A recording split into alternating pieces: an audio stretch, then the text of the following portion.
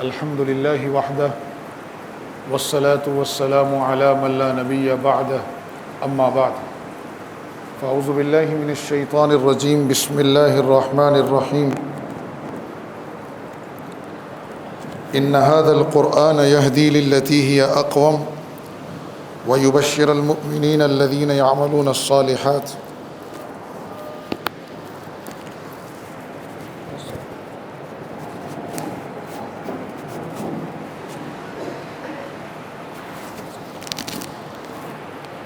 وقال الله تبارك وتعالى في مقام آخر وذكر فإن الذكرى تنفع المؤمنين رب اشرح لي صدري ويسر لي أمري واحلل عقدة من لساني يفقهوا قولي رب زدني علما اللهم صل على سيدنا محمد وعلى آل سيدنا ومولانا محمد وبارك وسلم تسليما كثيرا كثيرا.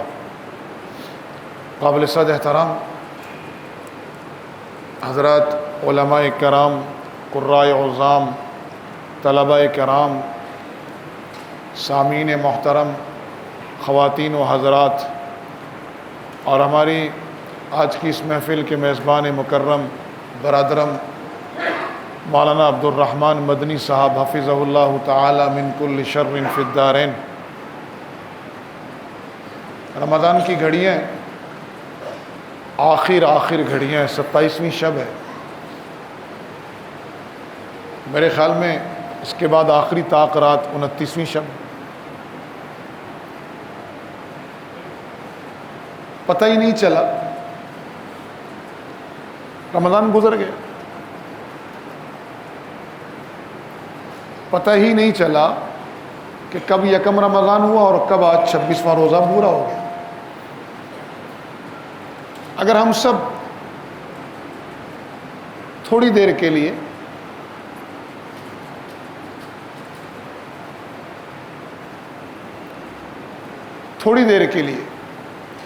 گردن جھکائیں، اور جن کی عمریں 40، 50، 60 کے درمیان ہیں، ذرا تصور کریں، پتہ ہی نہیں چلا کب 40 سال گزرے، پتہ ہی نہیں چلا کب 50 گزر گئے اور کب ہم 60 میں داخل ہو گئے. کالی داڑیاں کب سفید ہوئی اور بیریش بچوں کے چہروں پہ کب داڑھی آ گئی، معلوم ہی نہیں چلا اور زندگی گزر گئی. ہم زندگی گزارنے نہیں آئے بھائی. افحسبتم انما خلقناکم عبثا، کیا گمان کر رکھا؟ ہم ان لوگوں میں سے نہیں ہیں کہ جنہوں نے یہ گمان کر رکھا ہو کہ بس زندگی ایسے ہی ہے، تمہیں ایسے ہی پیدا کر دیا گیا. ہمیں ایسے نہیں پیدا کیا گیا بھائی. وَأَنَّكُمْ إِلَيْنَا لَا تُرْجَعُونَ. یہ جو لوٹنے کا تصور ہے اور یہ جو یوم آخرت کا عقیدہ ہے، یہ انسان کو ہلاتا ہے. حضرت سیدنا علی رضی اللہ تعالیٰ عنہ جب یہ آیت پڑھتے تھے نا وَاتَّقُوا يَوْمًا تُرْجَعُونَ، تو فرماتے تھے بھائی مالک کیا حاضری ہے، ہم نے لوٹ کے جانا ہے وہاں. پتہ ہی نہیں چلا، بخدا قسم کھائیں پتہ چلا کہ کب زندگی کے 40 سال گزر گئے، کب یہ 50 کے حصے کو ہم کراس کر گئے، قبل اس کے کہ ہماری ایکسپائری ڈیٹ آ جائے اور اس کے بعد ہماری کوئی محنت کام نہ آئے، کیونکہ ہم اس قابل ہی نہیں ہوں گے. ہمیں زندگی کے ان لمحوں کو اللہ کی نعمت سمجھ کر قیمتی بنانا چاہیے. نہ یہ زندگی فضول ہے، نہ یہ صحت فضول ہے، نہ یہ اوقات فضول ہے، نہ اللہ کا دیا ہوا مال عبث ہے، نہ اس کی دی ہوئی صحت عبث ہے. یہ سب اللہ کی نعمتیں ہیں، اور یہ نعمتیں اس کائنات کا نظام بنایا ہی اسی چرچ پر گیا ہے کہ وَنَبْلُوكُمْ بِالشَّرِّ وَالْخَيْرِ فِتْنَةً. یہاں کبھی اللہ بھلائی دے کر اور کبھی تکلیف دے کر آزمائے گا. سورہ ملک آپ نے کل پڑھی ہوگی تراویح میں، کیا فرما رہا ہے اللہ؟ الذی خلق الموت والحیات اللہ وہ ہے جس نے موت اور زندگی کے نظام کو پیدا کیا. کیوں؟ لیبلوکم، نا تمہیں پرکھا جائے، تمہیں جانچا جائے. کیا چیز پرکھنی ہے، کیا جانچنا ہے؟ ایکم احسن عملا، کون اچھا عمل لے کر آتا ہے. پھر فرمایا ذہن نشین رکھنا، وہو العزیز الغفور، وہ کمزور بھی نہیں اور ظالم بھی نہیں ہے، زبردست ہے اور بخشنے والا ہے، مہربان ہے. جو اکڑے گا اسے پکڑے گا، جو جھکے گا اسے معاف کر دے گا، اسے معاف کر دے گا. وَنَبْلُوكُمْ بِالشَّرِّ وَالْخَيْرِ فِتْنَةً، آزمائے جاؤ گے کبھی خیر سے، کبھی شر سے، کبھی راحت سے، کبھی تکلیف سے، کبھی خوشی سے، کبھی غم سے، کبھی صحت سے، کبھی بیماری سے. آزمائش ہے کیا؟ اگر کوئی آپ سے پوچھے کہ مسلمان کسے کہتے ہیں، 2 جملوں میں بتاؤ، تو میں عرض کرتا ہوں کہ 2 جملوں میں مسلمان کی تعریف کیا ہے. میری بہنیں بھی سن رہی ہیں، بھائی بھی سن رہے ہیں، توجہ رکھے سنیے گا ذرا کہ مسلمان کہتے کسے ہیں. مسلمان اسے کہتے ہیں جو خوشی میں رب کو بھولے نہیں اور غم میں رب کو چھوڑے نہیں. ہم اس کے بالکل برعکس چلتے ہیں. خوشی آتی ہے تو ہم کہتے ہیں کون سی روز روز آئی ہے بھائی. یہی اگر اللہ کہہ دے کہ کون سی روز روز خوشی تھی، ایک ہی خوشی آئی تھی، میری نافرمانی کرنا ضروری تھی. تو مومن وہ ہے، مومنہ وہ ہے، مسلمان مرد اور عورت وہ مسلمان ہیں جو خوشی میں رب کو بھولے نہیں اور غم میں رب کو چھوڑے نہیں. اور یقین ماننا، جو غم میں رب کو نہیں چھوڑتے، خوشی میں رب کو نہیں بھولتے، ان کے لیے خوشی دائمی ہو جاتی ہے اور غم بھی ان کو مزہ دیتا ہے. بلال حبشی کو دیکھیں، رسول اللہ صلی اللہ علیہ وسلم کو دیکھیں، کیا کیا غم نہیں آئے. اوجریاں ڈالی گئیں، گھسیٹا گیا، وطن چھڑوایا گیا، اپنے اور پرائے سب نے مل کر تانے مارے، ساحر، مجنو، کاہن، نعوذ باللہ، خون میں نہلا دیا گیا. ایسی ایسی تکالیف اجتماعی اور انفرادی کہ پہاڑ ہل جائیں. جبرائیل ہل گئے. بدر کی خوشی تو 7 احد کا غم.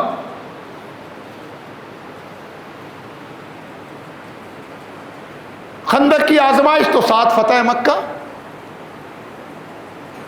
یہ زندگی راحت و تکلیف، خوشی اور غم، آسانی اور مشکل سے تعبیر ہے. ہم نے کیا کرنا ہے؟ جب اللہ نعمت دے تو شکر گزاری، اور جب اللہ آزمائے تو اس کا دامن چھوڑنا نہیں.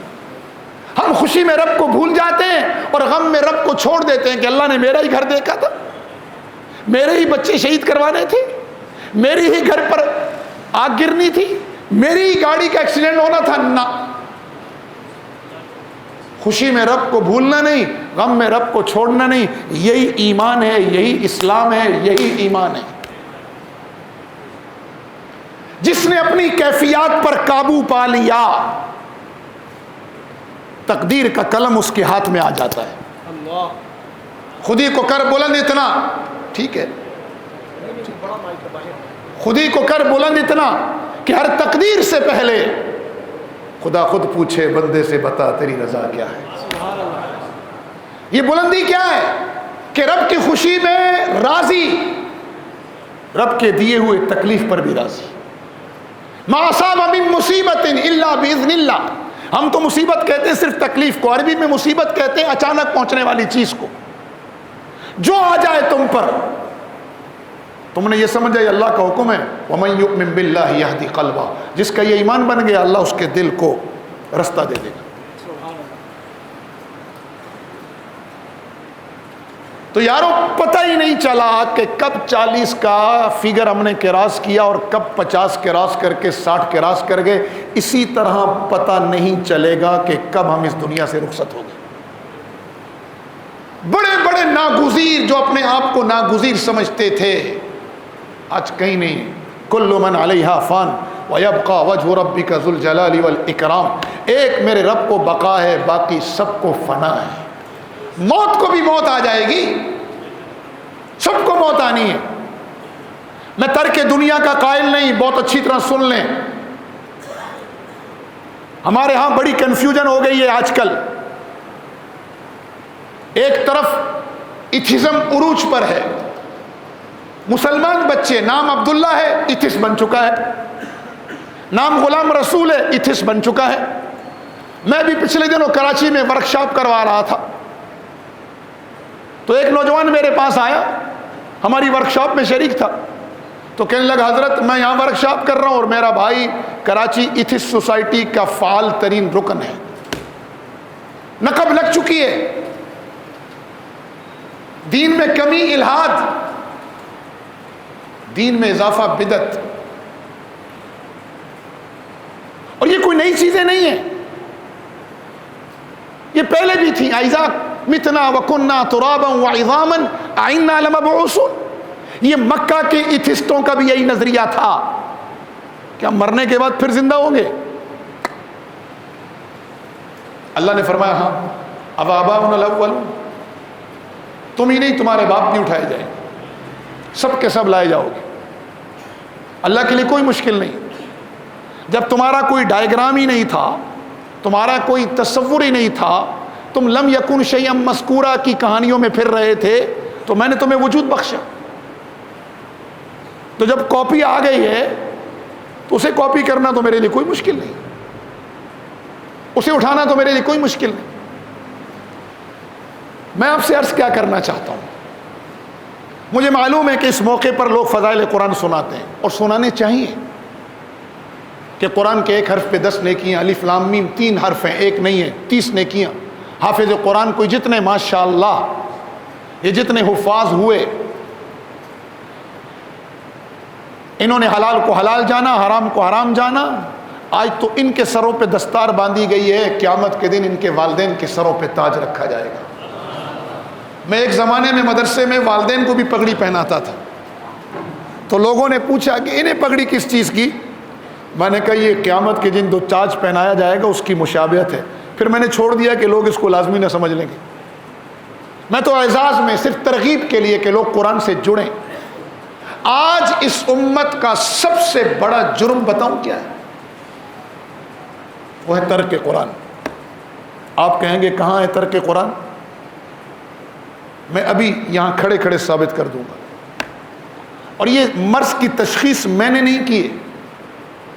ہمارے قریب کے زمانے میں 2 بڑے لوگ گزرے ہیں، ایک کالج یونیورسٹی کا فخر ہے اور ایک جامعات دینیہ کا فخر ہے. چونکہ یہاں دونوں مجمع ہیں، طلباء دین مدارس بھی ہیں، اور ماشاءاللہ یہ کراچی کا اردو سپیکنگ علاقہ ہے، اور میری عمر گزری اردو سپیکنگ میں. میں جس محلے میں رہتا تھا وہ خالص بہاریوں کا تھا، اور میرے دائیں طرف خالص دلی والے تھے، اور میرے الٹے ہاتھ پر میمن تھے. تو میں تو بچپن، لڑکپن، جوانی سب اردو سپیکنگ میں گزاری ہے. آج وہ اردو سپیکنگ نہیں رہے، ناراض نہ ہونا، میں ویسے ایک جملہ عرض کر رہا ہوں. لوگ میرے والد صاحب کے ہاں لا کر اپنے بچے چھوڑتے تھے کہ انہیں کسی اردو سپیکنگ گھر میں رکھ دو، اردو بولنے والوں کے گھروں میں رکھ دو انہیں، یہ بغیر تنخواہ کے کام کریں گے. تو ہم بڑا تعجب کرتے تھے کہ بھئی بغیر تنخواہ کے کیوں کام کریں گے؟ تو ان کے والدین کی خواہش ہوتی تھی اس لیے کہ یہ ادب سیکھ لیں گے، احترام سیکھ لیں گے، آداب سیکھیں گے. مجھے نہیں یاد، آج تو ہمارا علاقہ شرف آباد، بہادر آباد فلیٹوں کا جنگل بن گیا، اس وقت صرف بنگلو تھے. مجھے نہیں یاد کہ کسی گھر میں کسی اردو اسپیکنگ نے ہم بچوں کو تم کر کے مخاطب کیا ہو. آپ، ہم کرکٹ کھیلتے تھے، پٹھو گرم کھیلتے تھے، بال چلی جاتی تھی تو لڑکے مجھے آگے کرتے تھے، شاہ جی آپ مولانا کے ہیں نا تو آپ ذرا جائیں بول لینے. ہمارے یہاں ایک بہاری آنٹی تھی، بڑی محبت کرتی تھی، ان کے گھر میں وہ بڑی سخت تھی، کسی کو بول نہیں دیتی تھی. تو مجھے لڑکوں نے کہا آپ لے آئیں، تو میں نے نالائکی کی اور دیوار کود کے گیا، اور جیسے ہی میں نے بال اٹھائی تو میں تو اپنی مستی میں تھا، بال کی سر اٹھایا تو آنٹی اوپر کھڑی تھی اور میرا کان ان کے ہاتھ میں تھا. تو جیسے ہی مجھے دیکھا، ارے سیشا کے بیٹے رے، محسن صاحب کے بیٹے رے، اور بازاری بچوں والی حرکت کرے رے. میں نے کہا مر گیا، پھنس گیا. اس زمانے میں لوگ اپنے ابا سے اتنے نہیں ڈرتے تھے جتنے محلے والوں کے انکلوں سے اور آنٹیوں سے ڈرتے تھے. ادب تھا، احترام تھا. ہر ایک کو حق حاصل تھا اصلاح کا.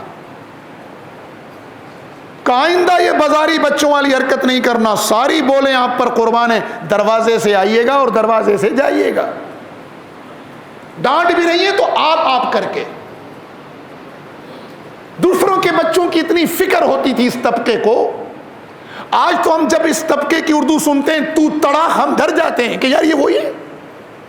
میرے اسکول میں جہاں میں نے پڑھا شرف آباد اسکول سے, میری 80% ٹیچرز مرد اور عورتیں وہ مہاجر اردو اسپیکنگ تھی. ہماری فزکس کی ٹیچر تھی, میں ان کے پاس پڑھنے جایا کرتا تھا. کیا انداز گفتگو تھا, آج تک وہ انداز گفتگو ہمیں ورثے میں مل گیا. دوسروں کے بچوں کی اتنی فکر. اس زمانے میں اینک والا جن اور اس طرح آخری چٹان وٹان یہ چیزیں آتی تھیں, ہمیں بڑا شوق تھا. ہم بھی ذرا مدنی صاحب کی طرح ان چیزوں میں پرجوش ہیں, تو پڑھتے بھی اسکول تھے. تو ہماری ایک آنٹی تھی, ان کے پاس ہم ٹیوشن پڑھتے تھے. ہم نے ان کو کہا ہم نے دیکھنا ہے. انہوں نے کہا نہ, آپا کو یہ پسند نہیں. قربان جاؤں کیا ماحول تھا.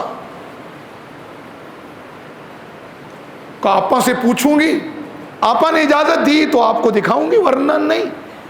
پھر ہمیں اس شرط پر اجازت ملی کہ آپ ہوم ورک پہلے جلدی جلدی کریں گے, ہم آپا سے پوچھیں گے اور صرف یہی دکھائیں گے آپ کو, اور کچھ نہیں. آج کہاں ہیں وہ لوگ بھائی,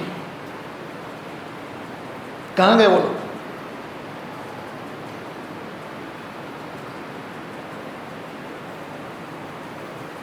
آپ کہیں گے ترک قرآن کہاں ہوا ہے؟ میں عرض کرتا ہوں, اس مجمع میں کتنے لوگ ہیں؟ اور یاد رکھیے میں یہ سوال کسی کو شرمندہ کرنے کے لیے نہیں کر رہا ہوں, ایریٹیٹ کرنے کے لیے نہیں کر رہا ہوں, زچ نہیں کر رہا ہوں. دائی کا کام نہیں ہے کسی کو تانا مارنا, شرمندہ کرنا, زچ کرنا. یہ دائی کا کام نہیں ہے. دائی کا کام ہے دل کا دروازہ کھولنا. میں دل کا دروازہ کھولنے کے لیے اور خود بھی اور آپ کو بھی آخرت کی شرمندگی سے بچانے کے لیے سوال کر رہا ہوں کہ شاید کہ اتر جائے تیرے دل میں میری بات. اس مجمع میں کتنے لوگ ہیں جن کو یہ قرآن سمجھ آیا جو امام صاحب نے تراویح میں پڑھا؟ وہ ہاتھ کھڑا کر دیں. آپ ریشو دیکھ رہے ہیں؟ آپ ریشو دیکھ رہے ہیں؟ 1% بھی نہیں ہے. یہ ناقدری نہیں ہے اللہ کے کلام کی. ہمارے پاس بہانہ کیا ہے؟ بہانہ یہ ہے کہ قرآن ہماری زبان میں نہیں. یار یہ بہانہ اللہ کے پاس کہاں چلے گا, یہ تو ابھی ختم ہو جائے گا. ہم چونکہ کشمیر سے ہیں تو گھر میں والدہ اردو نہیں بولنے دیتی تھی. وہ فرماتی تھی گاؤں جاؤ گے دادی, نانی, چاچی, خالہ, مامی, پھپھی وہ مجھے تانا ماریں گی کہ عبداللہ شاہ کی بہو اپنے بچوں کو, میرے دادا کا نام بھی عبداللہ شاہ تھا, کہ عبداللہ شاہ کی بہو اپنے بچوں کو مادری زبان نہیں سکھا سکی, تو لہذا گھر میں اپنی زبان بولو گے. ہم نے چپ کر کے اماں سے اپنی زبان سیکھی, اور ہمارے ہاں ذرا سی کوئی لائٹ لیفٹ ہوتا تھا تو اماں کی آنکھیں ایسے ہوتی تھی. باہر نکلے تو سارے اردو اسپیکنگ. ہم ایک معاشرتی حیوان ہیں, ہمیں دوست یار چاہیے بھائی. ہم نے چپ کر کے اردو سیکھنا شروع کر دی. اسکول گئے تو ہمیں کہا گیا کہ برائٹ فیوچر کے لیے ایجوکیشن لینگویج انگلش ہے, چپ کر کے انگلش سیکھو. ہم نے A for apple, B for banana, C for cat, D for dog, E for elephant, F for fish سیکھنا شروع کر دی. ہم twinkle twinkle little star, Humpty Dumpty سب سیکھا. ایک غیر مانوس زبان جو نہ قومی ہے نہ مادری ہے سیکھی. کہیں پر بھی ہم نے بہانہ نہیں کیا, ایکسکیوز نہیں کیا, کھڑے نہیں ہوئے, مزاحمت نہیں کی کہ نہیں بھائی نہیں ہمیں ہماری زبان میں پڑھاؤ. دوستوں کو نہیں کہا ہماری گھر کی زبان میں بات کرو. چپ کر کے ہم نے یاری نبھانے کے لیے اردو سیکھی, اماں کو راضی کرنے کے لیے اپنی مادری زبان سیکھی, برائٹ فیوچر کے لیے انگریزی سیکھی. میں کسی چیز کا مخالف نہیں ہوں, میں صرف ایک بات سمجھانا چاہتا ہوں, ان سارے مرحلوں سے ہم سب گزرے یا نہیں گزرے؟ جو میمن ہے اس نے میمنی سیکھی, پھر باہر آ کے اردو سیکھی. جو سندھی ہے اس نے گھر میں سندھی سیکھی, باہر آ کر اردو سیکھی. اسکول جا کر انگلش سیکھی. جو پٹھان ہے گھر میں پشتو سیکھی, باہر جا کر اردو سیکھی. اسکول جا کر انگریزی سیکھی. کہیں ہم نے مزاحمت نہیں کی, بہانہ نہیں کیا, کہیں ہم نے کوئی کسی قسم کا عذر نہیں کیا. کیا اللہ کا کلام اتنا مظلوم ہے؟ او بھائی یہ تو جس نے ماں کے دل میں پیار ڈالا، جس نے رشتہ داریاں بنائیں، جس نے تعلقات بنائے، اور جو آخرت وہ اصل برائٹ فیوچر ہمارا وہاں ہونا ہے، جو ہماری آخری منزل ہے اور ابد الآباد زندگی ہے، یہ فیوچر کچھ نہیں. آج جوانی ہے، کل ادھیڑ عمری سے بڑھاپا. یہ ٹیمپریری فیوچر ہے، عارضی. یہ تو چند لمحوں کا پیریڈ ہے. جو اصل فیوچر ہے اس کا تو سارا روشنی، اس کا تو سارا نور قرآن سے جڑا ہے. جو اصل محبت کرنے والا ہے، جس نے کائنات میں محبت بانٹی، ایک ذرہ محبت اس نے بھیجی ہے. تو ماں پیار کر رہی ہے اولاد سے، اولاد پیار کر رہی ہے ماں باپ سے. ایک دوسرے کے دلوں میں رحمت، شفقت، محبت یہ اس رب نے ڈالی. اس کی زبان سیکھنے کے لیے ہم نے کیوں عذر تراشے؟ آج اگر سعودیہ کے کنگ کف ایک لیٹر آ جائے ایمبیسی سے اور آپ کو عربی نہ آتی ہو، دوڑیں گے سیدھا مولانا، کیونکہ مولانا ماشاءاللہ عربی انگلش کے ماسٹر ہیں. ماسٹر. میں نے ان کو کہا فلوٹیلا میں آپ ہوتے نا تو چس آ جاتی. اس بار میں نے ان کو بھیجنا ہے، ان کو شہید کرانا ہے ابا کے نقش قدم پر. شہید ابن شہید. ہاں میں خود ہونا چاہتا ہوں بھائی، مگر یہ سعادت تو رب کے انتخاب سے ملتی ہے.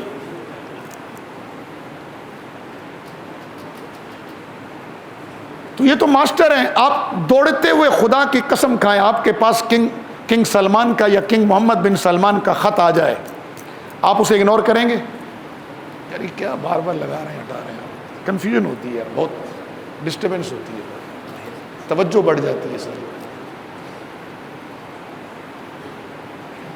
ہم وہ کوئی پیشہ ور خطیب تو ہے ہی نہیں، تقریر رٹ کے آئے ہیں. یہ تو آپ کا توجہ ہے، ہم شروع ہو جاتے ہیں، جو دل میں آتا ہے وہ کہنا شروع کر دیں. اپنے ایمان سے بتائیں، اگنور کریں گے آپ؟ نہیں. دوڑے ہوئے آئیں گے، مدنی صاحب خط آیا ہے، پلیز ترجمہ کر دیں. اور مدنی صاحب اس دن اڑ جائیں، موڈ میں آ جائیں، نہیں بابا نہیں، کنگ سلمان کا خط ہے، ادھر رکھو چارجز، فیس رکھو ادھر. آپ کہیں گے مولانا بولیں کتنی؟ 50 لاکھ 2 لاکھ ادھر ابھی. اور یہی مدنی چیختا رہتا ہے درس قرآن میں بیٹھ جاؤ، غم زندگی غم بندگی کے بہانے سامنے کھڑے ہوتے، غم دو جہاں اور ایک یہ جان ناتواں. کیسے کیسے عذر تراشتے ہیں.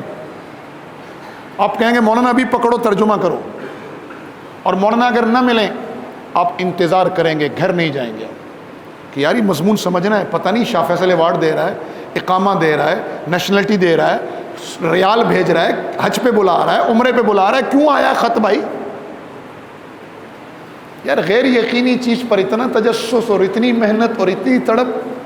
اور جو قرآن اللہ کا کہہ رہا ہے سارعوا الی مغفرۃ من ربکم وجنۃ عرضها کعرض السماء والارض، آؤ اس رب کی طرف، اس کی مغفرت کی طرف جس کے باغات آسمان و زمین کے طول و عرض سے برابر ہیں، اس سے بڑے ہیں. اس کی طرف کوئی توجہ نہیں. تو آپ بتائیں ترک قرآن کے مجرم ہیں ہم یا نہیں؟ ہمارے زمانہ قریب میں 2 بڑے لوگ گزرے، ایک کالج کا فخر ہے، ایک جامعات دینیہ کا. جو کالج کا فخر ہے اس کا نام ہے علامہ اقبال رحمہ اللہ، اور جو جامعات دینیہ کا فخر ہے اس کا نام ہے شیخ الہند مولانا محمود حسن رحمہ اللہ. یہ دونوں اپنی زندگی کا پورا تجربہ، پوری عمر کے تجربات کا نچوڑ نکال کے رکھ رہے ہیں. علامہ پوری زندگی پھرے، گھومے، اسپین پھرے، برطانیہ پھرے، جہاں پھرے. جب پلٹ کر آئے تو کیا کہا؟ وہ زمانے میں معزز تھے عامل قرآن ہو کر، ہم ذلیل و خوار ہوئے تارک قرآن ہو کر. یہ کالج یونیورسٹی کا فخر کہہ رہا ہے امت کی ذلت کا سبب ترک قرآن ہے. اور شیخ الہند مالٹا میں قید ہوئے، جب واپس آئے، ہم جب فلوٹیلا پہ سفر کر رہے تھے نا مدنی صاحب، تو ہمارا جب کاروان نکلنے لگا تو پہلا ڈراؤن، پھر جب نکل پڑا تو دوسرا ڈراؤن سے بچے تو سمندری طوفان نے پکڑ لیا. تیسرا دن تھا میرے خیال میں یا شاید چوتھا دن، جب سمندری طوفان آیا اور میڈیٹرین سی بحر متوسط اچھلنے لگا، تو ہماری کشتی تو تھی اتنی چھوٹی سی جیسے منوڑا کے ہوڑے ہوتے ہیں، وہ بھی پھر 20-25 کے ہوتے، ہماری کشتی تو 8 آدمیوں کی تھی. تو اچھلنے لگی. تو آرگنائزنگ کمیٹی نے فیصلہ کیا کہ بھائی چھوٹی کشتیاں پیچھے کی طرف موو کریں گی یا سسلی یا مالٹا، اور بڑی کشتیاں آگے جا کر یونان پر انتظار کریں گی۔ تو جب ہم پیچھے نکلنے لگے تو میرے دل میں خواہش پیدا ہوئی اور میں نے کہا کہ یار کیا ہم مالٹا رک سکتے ہیں؟ میں جا کے اس مالٹا کی سرزمین کو تو دیکھوں جہاں شیخ الہند نے ترجمہ قرآن لکھا اور امت کو قرآن کی اہمیت بتائی۔ خیر آرگنائزنگ کمیٹی نے فیصلہ کیا کہ کوئی ساحل پر نہیں اترے گا کیونکہ ویزے کے مسائل بنیں گے، اس لیے پیچھے ہو کر سمندر میں ہی کھڑے رہو اور جب سمندر پرسکون ہو پھر موو کرو۔ تو تقریباً کوئی 1.5 دن تک ہم کھڑے رہے اور مالٹا کو میں حسرت بھری نگاہوں سے دور سے دیکھتا رہا۔ یہ شیخ الہند جب مالٹا سے واپس آئے تو اپنے شاگردوں کو جمع کر کے فرمایا میں نے پوری زندگی غور و فکر کیا۔ اور یہ شیخ الہند کون پتہ ہے؟ علامہ اقبال کو تو آپ جانتے ہیں۔ شیخ الہند کا میں 3 جملوں میں تعارف عرض کر دوں، 3 حیثیتوں میں۔ سیاسی حیثیت کا یہ عالم تھا کہ مہاتما گاندھی خود چل کر قدموں میں آتا تھا، اور قیادت و امارت و سیاست کا یہ عالم تھا کہ Deobandi school of thought, Barelvi school of thought, Deobandi school of thought اور سلفی اسکول آف تھاٹ تینوں کے متفقہ قائد تھے۔ یہ ان کی سیاسی اور قیادت کا عالم یہ تھا۔ روحانی حیثیت کا یہ عالم تھا کہ آج جتنے چراغ آپ کو روشن نظر آ رہے ہیں بر صغیر پاک و ہند میں نہیں، ارض الوحی مکہ اور مدینہ سے لے کے ساؤتھ افریقہ، امریکہ، انگلینڈ، کینیڈا، پیرس تک، یہ شیخ الہند کے فیض یافتاؤں کا اثر ہے۔ اور علمی حیثیت کا یہ عالم تھا کہ مالٹا میں قید میں رہ کر ترجمہ قرآن لکھا، کوئی ریفرنس بک، کوئی حوالہ کتاب ساتھ نہیں تھی۔ اور علمی حیثیت کا اندازہ لگائیں کہ شیخ العرب والعجم حسین احمد مدنی، میرے جد امجد حضرت مولانا شاہ انور شاہ کشمیری، علامہ شبیر احمد عثمانی، امام انقلاب مولانا عبید اللہ سندھی، حکیم الامت اور بڑے بڑے جبال علم مولانا عزیر گل، یہ بڑے بڑے علم کے پہاڑ یہ شیخ الہند کے یا شاگرد تھے یا شاگردوں کے شاگرد تھے۔ یہ جب واپس آئے تو فرمایا میں نے امت کے زوال پر غور کیا تو 2 چیزیں سمجھ آئیں، ایک آپس کی نا اتفاقی اور ایک ترک قرآن۔ مسلمانوں آج اسی کی نحوست ہے، آج پھر عالم کو کاٹا جا رہا ہے دین سے، مدرسے سے۔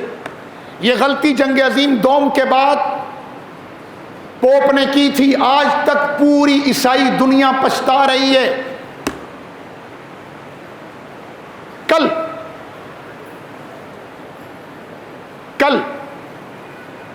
ہماری ایک گیدرنگ تھی کرسچن کمیونٹی کے ساتھ یہاں کراچی عثمانیہ ہوٹل میں، تو ساؤتھ کوریا سے بھی جو کرسچن کا تیسرا فرقہ ہے پروٹسٹنٹ، 7 ڈے والے، 7 ڈے چرچ والے، وہ کمیونٹی آئی ہوئی تھی۔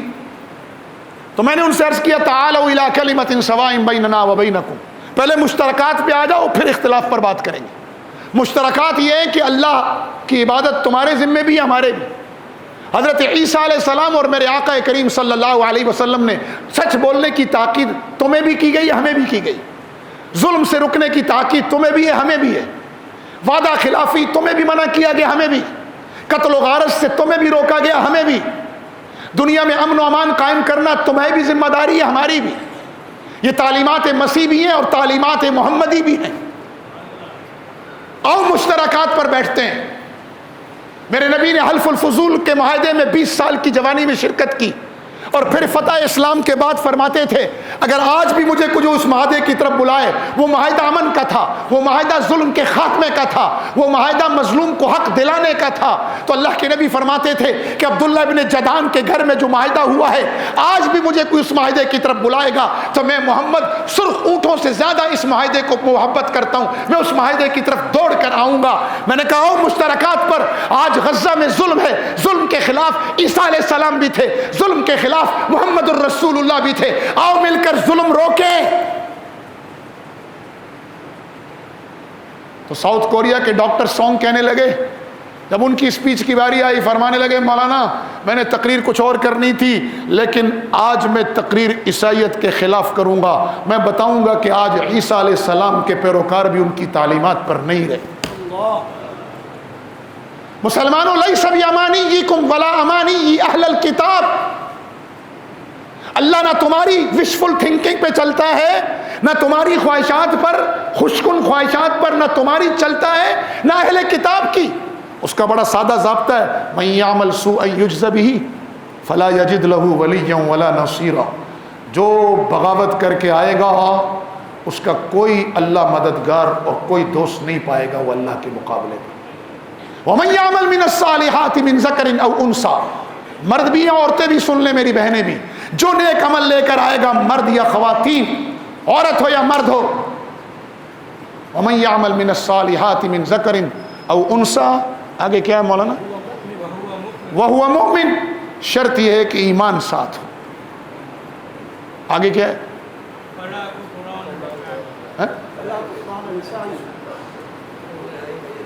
فَأُولَئِكَ يَدْخُلُونَ الْجَنَّةَ وَلَا يُظْلَمُونَ نَقِيرًا، اللہ اسے باغات کی ملکیت دے گا اور اللہ اس پر ذرہ برابر ظلم نہیں کرے گا۔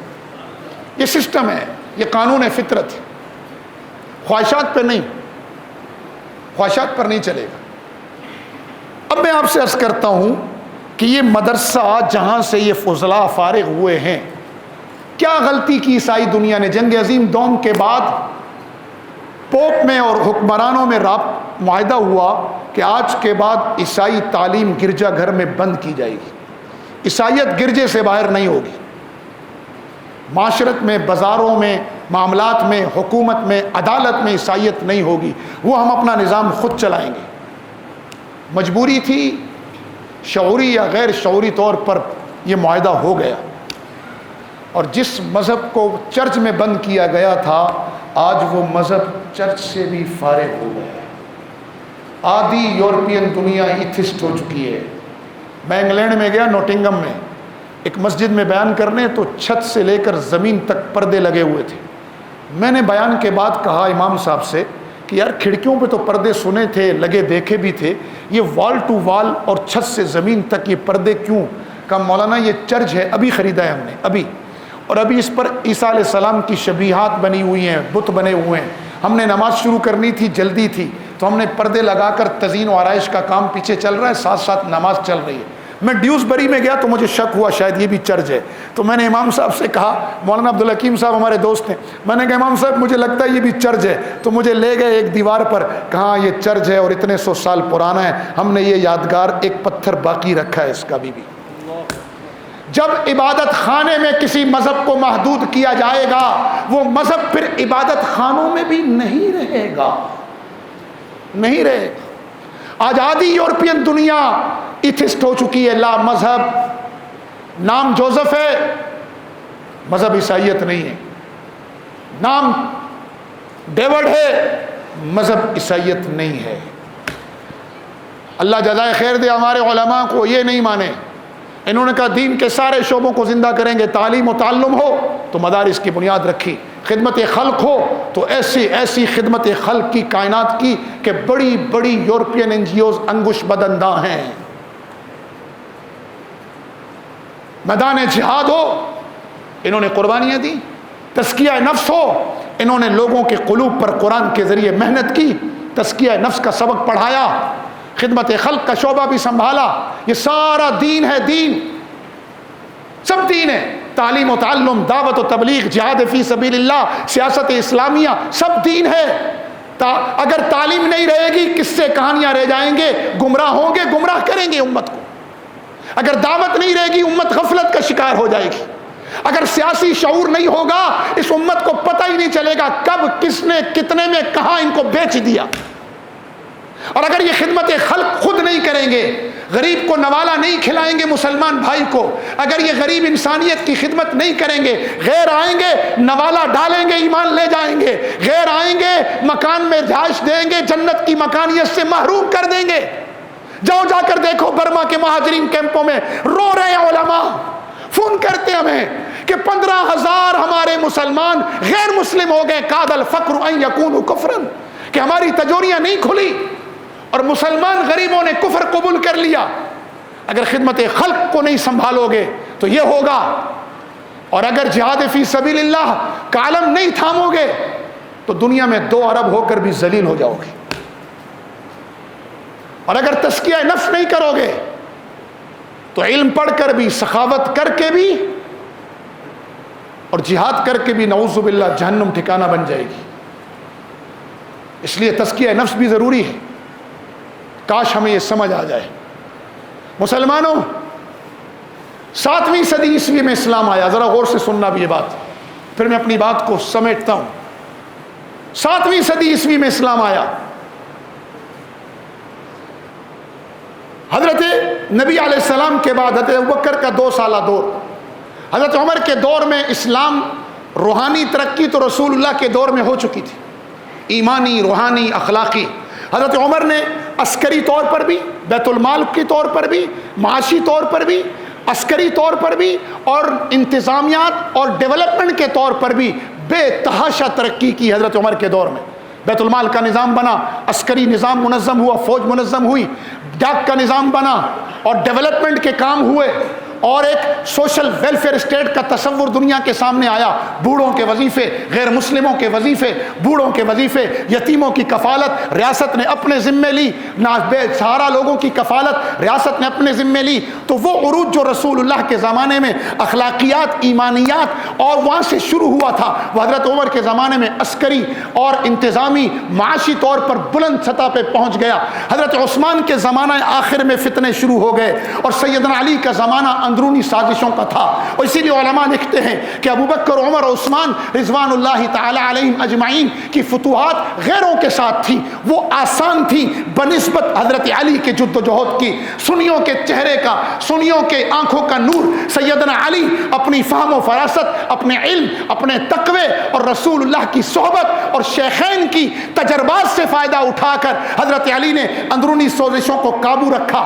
آپ ان سازشوں کے مکر کا اندازہ لگائیں کہ ہلا کے رکھ دیا تھا امت کو. پھر حضرت علی کے بیٹے آئے، قربان جاؤں میں حضرت حسن کی قربانی پر قربان جائے ساری امت کہ سن 41 ہجری میں حضرت حسن نے حضرت سیدنا معاویہ بن ابی سفیان رضی اللہ تعالیٰ عنہ کے حق میں سنیوں کے دلوں کے قرار نے، جس نے قربانی دے کر ساری امت حسن کی قربانی پر قربان جائے، سیدنا حسن نے قربانی دی. اور اس سال کو عام الجماعت کا سال کہا گیا، مسلمانوں کے اتحاد کا سال. چنانچہ دنیا نے دیکھا کہ 24 لاکھ مربع میل کی سلطنت صرف 20 سال کے اندر معاویہ بن ابی سفیان کی محنت اور حضرت حسن کی قربانی کے نتیجے میں صرف 20 سال کے اندر 64 لاکھ مربع میل پر 40 لاکھ مربع میل کا اضافہ اسلامی سلطنت میں ہوا. لیکن مکر کیسا تھا اندازہ کرو کہ اس زمانے میں نہ کمیونیکیشن کے ذرائع تھے، نہ موبائل، نہ وسائل، نہ رسد، نہ مواصلات کا نظام. لیکن طے ہوا کہ اگر مسلمانوں کو تباہ کرنا ہے تو 3 لوگوں کو شہید کرنا پڑے گا. عمر بن عاص کو مصر میں، معاویہ بن ابی سفیان کو دمشق میں اور حضرت سیدنا علی ابن ابی طالب کرم اللہ وجہہ کو کوفے میں. گھڑیاں ملائی گئیں. پلاننگ دیکھو، مکر دیکھو. وَإِن كَانَ مَكْرُهُمْ لِتَزُولَ مِنْهُ الْجِبَالُ، پہاڑوں کو ہلا دیں. لیکن وَمَكَرُوا وَمَكَرَ اللَّهُ وَاللَّهُ خَيْرُ الْمَاكِرِينَ. ایٹ اے ٹائم، ایک ہی وقت میں، ایک ہی دن فجر کی نماز پر تینوں پر اٹیک ہوا. عمر بن عاص بوجہ بیماری اس دن مسجد نہیں آئے نماز پڑھانے، کیونکہ امیر خود نماز پڑھاتا تھا. ان کی جگہ جو نماز پڑھانے آئے وہ مغالطے میں شہید کر دیے گئے. عمر بن عاص بچ گئے. معاویہ بن ابی سفیان اپنے ساتھ حراس رکھتے تھے، تو وہ حراس کا خوف، اور کچھ معاویہ لہیم شہیم تھے، تو وہ نشانہ چوکا قاتل کا اور نیزہ بجائے ادھر لگنے کے بغل میں وہ کولے میں لگا.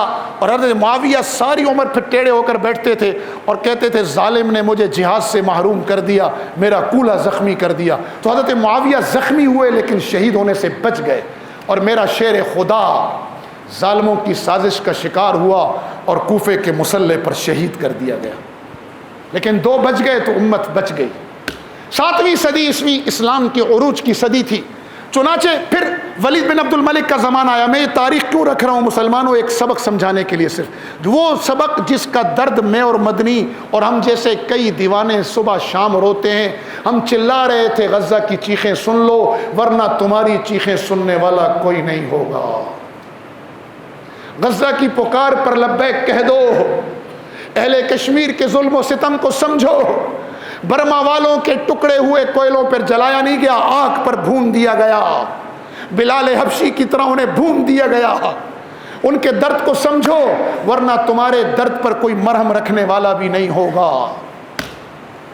ولید بن عبد الملک کے زمانے میں انجینئرنگ اور ڈاکٹری عروج پر پہنچ چکی تھی۔ 7ویں صدی کے بعد طب یونانی پر اتنا کام کیا کہ طب اسلامی بن گئی وہ، اور 7ویں 8ویں 9ویں 10ویں 11ویں 12ویں یہ 5 صدیاں اسلام کی عروج کی تھی ہر لحاظ سے۔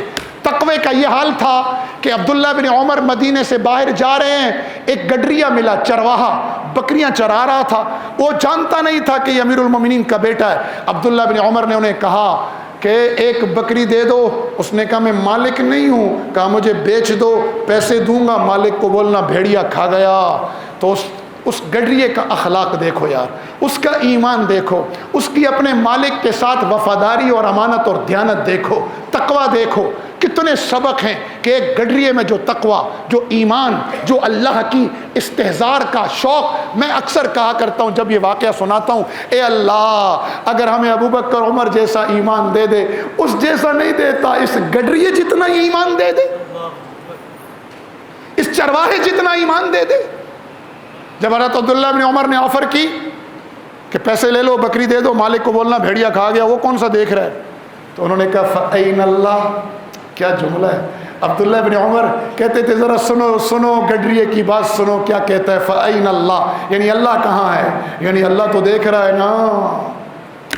قربان جاؤں، علامہ ابن جوزی نے یہ واقعہ نقل کیا ہے، پھر فرماتے ہیں مورخین کہ عبداللہ بن عمر نے مالک سے گڈریا بھی خرید لیا، غلام تھا، بکریاں بھی خریدیں، اور وَمَن يَتَّقِ اللَّهَ يَجْعَلْ لَهُ مَخْرَجًا وَيَرْزُقْهُ مِنْ حَيْثُ لَا يَحْتَسِبُ کا دنیا نے نظارہ دیکھا کہ جو پرہیزگاری اختیار کرے گا اللہ اسے رستہ دے گا، اور ایسی جگہ سے رزق دے گا جہاں سے گمان نہ ہوگا۔ غلام اور بکریوں کا چرواہا آزاد ہوا اور بکریوں کا مالک بن گیا۔ یہ نہیں کہ نفس و شیطان نہیں تھا، اس وقت تھا۔ حضرت عمر گشت کر رہے، نفس و شیطان تھا، بھڑکاتا بھی تھا، لیکن ایک جملہ ہوتا تھا اتق اللہ، لوگ رک جاتے تھے۔ یہ اسلام کی ایمانی، اخلاقی، عسکری ہر عروج کا زمانہ تھا۔ انجینئرنگ کے ایسے ایسے شاہکار تھے کہ آج بھی دنیا انگشت بدندہ ہے۔ حضرت عمر گشت کر رہے، میری بہنیں غور سے سنیں، جب مائیں گود میں ایسی بچیوں کی تربیت کرتی ہیں تو بیٹے عمر بن عبدالعزیز پیدا ہوتے ہیں۔ جب مائیں تقوی اختیار کرتی ہیں تو پھر 7 نسلوں تک نیکی چلتی ہے، 7 نسلوں تک۔ عذر کوئی نہیں، عذر کوئی نہیں۔ آسیہ فرعون کے گھر میں رہ کر جنت کما گئی، اور جب بدبختی گھیر لے تو لوط اور نوح علیہ السلام کی بیویاں نبی کے گھر میں رہ کر بھی نہ کما سکیں۔ اپنا شوق دکھاؤ اپنے اللہ کو۔ حضرت عمر گشت کر رہے ہیں، نفس و شیطان نے ماں کو گھیرا۔ اس نے کہا بیٹی کو دودھ میں پانی ملاؤ۔ اس نے کہا امیر المومنین نے منع کیا۔ کہا امیر المومنین تو نہیں دیکھ رہا نا؟ کہا اس کا رب دیکھ رہا ہے، اماں اتق اللہ۔ بس ایک لفظ کافی تھا، اماں رک گئی۔ تو پتہ چلا نفس و شیطان بھڑکاتے ہیں، اسے روکنا ہے نا یارو، اسے قابو کرنا ہے نا۔ ہمیں لوگ آ کر کہتے ہیں توبہ اتنی ٹوٹ گئی ہے کہ اب توبہ کرتے ہوئے شرم آتی ہے، تو ہم کہا کرتے ہیں کہ یار دیکھو معصوم کوئی نہیں ہے۔ ہمارا عقیدہ ہے کہ خاتم المعصومین خاتم النبیین محمد عربی ہیں، بس نہ اس کے بعد کوئی معصوم نہ کوئی نبی، کیونکہ نبی معصوم ہوتا ہے، معصوم نبی کے علاوہ معصوم کوئی نہیں۔ انبیاء معصوم عن الخطا، صحابہ محفوظ عن الخطا، یہ اہل سنت والجماعت کا عقیدہ ہے، اسے پکا کر لو۔ تو ہم علماء کی جماعت بھی معصوم نہیں ہے، لیکن ان پر حملہ ہو رہا ہے تاکہ تمہارے ایمان پر حملہ ہو، تاکہ تم سے تمہارا ایمان چھینا جائے۔ تمہیں ایمان سے محروم کیا جائے، اس لیے معصوم کوئی نہیں۔ ہم کہتے ہیں کہ ایک کام کر لو، آؤ نوجوانوں آپ سے کہہ رہا ہوں، بزرگوں آپ سے کہہ رہا ہوں، سب سے پہلے اپنے نفس سے کہہ رہا ہوں، پھر آپ سے کہہ رہا ہوں، آپ کے کانوں سے زیادہ قریب میرا نفس میرے قریب ہے، پہلے سے کہہ رہا ہوں۔ آؤ آج ایک عزم کرو۔ بڑی غیرت آتی ہے نا ہمیں، عصبیت پر، لسانیت پر، بہت ساری چیزوں پر۔ آؤ آج ایک عزم کریں، میری مرد عورتیں سب کریں، بچے بوڑھے سب، کہ شیطان اور نفس کو کہو اگر تو گناہ نہیں چھوڑنے دے گا تو سن ہم توبہ بھی نہیں چھوڑیں گے۔ بولو بولو بولو، شیطان اور نفس اگر تو گناہ نہیں چھوڑنے دے گا تو ہم توبہ بھی نہیں چھوڑیں گے۔ سنو میرے مجذوب نے کیا کہا، مجذوب کہتا ہے، اردو داں ہو نا ذرا سنو، گر چت نہ کر سکے نفس کے پہلواں کو، پرانی اردو ہے نا، گر چت نہ کر سکے نفس کے پہلواں کو تو یوں ہاتھ پاؤں بھی ڈھیلے نہ ڈھالے، ارے اس سے تو کشتی ہے عمر بھر کی، کبھی وہ دبا لے کبھی تو دبا لے۔ حدیث میں آتا ہے بنی آدم کی کمر توڑی شیطان نے اور نفس نے گناہ کروا کروا کے، اور بنی آدم نے شیطان کے سر میں خاک ڈلوائی توبہ کر کر کے۔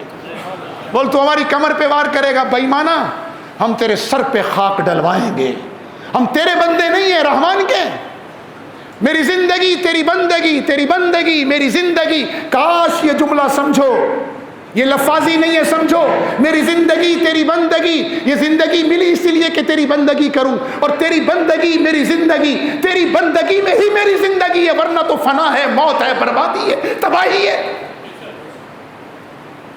نوجوان کہتے ہیں حضرت اتنی توبہ ٹوٹ گئی ہے کہ اب شرم آتی ہے توبہ کرتے۔ نہ نہ نہ نہ نہ نہ، شرم گناہ پر آنی چاہیے، توبہ پر نہیں۔ اگر گناہ نہیں چھوٹتا، آج بولو، گر چت نہ کر سکے نفس کے پہلواں کو یوں ہاتھ پاؤں بھی ڈھیلے نہ ڈھالے، ارے اس سے تو کشتی ہے عمر بھر کی، کبھی وہ دبا لے کبھی تو دبا لے، وہ دبائے گا گناہ کروا کے، تو دبا توبہ کر کے۔ اس لیے 27ویں شب ہے، سب مل کے کہو استغفر اللہ، کہو استغفر اللہ۔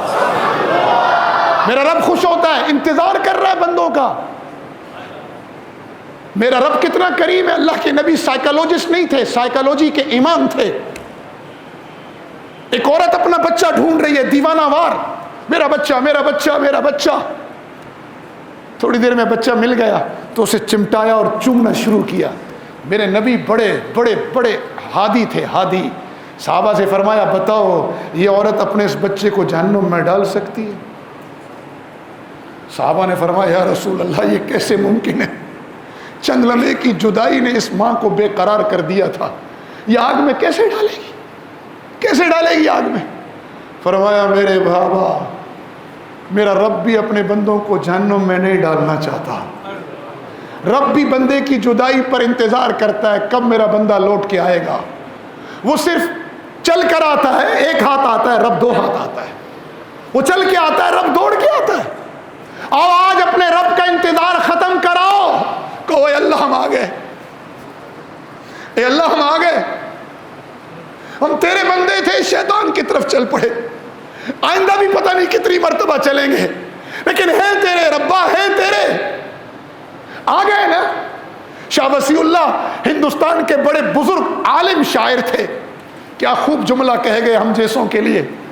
فرمایا ہم نے طے کی اس طرح سے منزلیں، ہم نے طے کی اس طرح سے منزلیں، گر پڑے اٹھ کر چل پڑے۔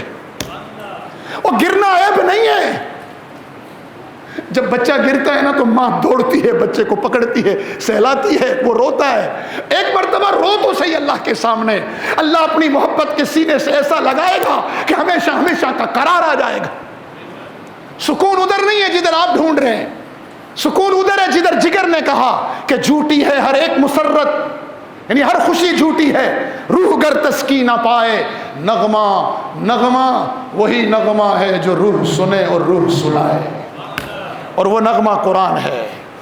ہم دنیاوی تعلیم کے مخالف نہیں ہیں، میں نے خود ریگولر میٹرک کیا، ریگولر ایف ایس سی کی پی ایس ایچ ایس سے، پھر میں نے گریجویشن کی، ماسٹر کیا، پی ایچ ڈی کر رہا تھا، ایک تقریر منہ سے نکل گئی، پکڑا گیا، تو پھر کورس ورک رہ گیا، پھر دوبارہ شروع کی 16 میں، پھر پکڑا گیا۔ یہ مولانا نعمان نعیم، یہ میرے پی ایچ ڈی کے کلاس فیلو، ہم نے اکٹھے این ٹی ایس کا امتحان دیا تھا، پی ایچ ڈی کا ٹیسٹ اکٹھے دیا تھا اور پاس اکٹھے ہوئے۔ وہ ماشاءاللہ ڈاکٹر نعمان نعیم ہے، اللہ ان کے علم میں زندگی میں برکت دے۔ ہمارے حضرت مولانا مفتی نعیم کی خوبصورت یادگار ہیں اور سپوت ہیں ماشاءاللہ، کام کو آگے بڑھا رہے ہیں، جیسے میرا مدنی اور اس کے بھائی کام کو آگے لے جا رہے ہیں، ایسے وہ بھی بڑا شہزادہ ہے۔ تو وہ ڈاکٹر بن گیا اور میں ادھر ہی کھڑا ہوں۔ جب واپس آیا میں نے کہا داخلہ دو، انہوں نے کہا پھر این ٹی ایس دو، 5 سال میں رجسٹریشن ختم ہو گئی ہے، دوبارہ سے شروع کرو۔ میں نے کہا یار اب بڑی مشکل ہے، موقع مخالف نہیں ہیں بابا. اگر انجینئر نہیں ہوں گے بلڈنگ کون بنائے گا؟ اگر سافٹ ویئر انجینئر نہیں ہوں گے تو یہ ایک سافٹ ویئر کے تحت چل رہی ہے نا گھڑی, یہ گھڑی کون بنائے گا؟